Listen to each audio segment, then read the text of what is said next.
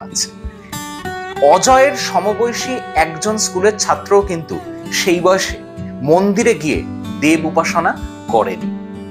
এটা হয়তো আমাদের চারপাশের জনজীবনে অত্যন্ত স্বাভাবিক বলে মনে হবে, তার কারণ ওই যে বয়সটি, অর্থাৎ একেবারেই 3-4 বছর বয়সে, সেই সময়ে আধ্যাত্ম চেতনার সূত্রপাত সাধারণত সাধারণ শিশুদের মধ্যে দেখা যায়। কিন্তু অজয় শোনা যায় যে প্রত্যেক দিন বিদ্যালয়ে যাওয়া আসার সময় সেই মন্দিরে ভক্তি নম্র চিত্তে প্রণাম করতেন। সেই সময় একদিন প্রণাম করার পর যখন অজয় তার সহপাঠীর সঙ্গে যাচ্ছে স্কুলে, সেই সময় অজয় বলল তার বন্ধুকে যে, আচ্ছা বলতো, তোর যদি খুব টাকা হয় তাহলে তুই কি করবি?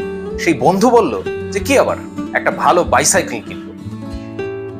বন্ধুটি পাল্টা অজয়কে জিজ্ঞেস করলো যে, তোর খুব বেশি টাকা হলে তুই কি করবি?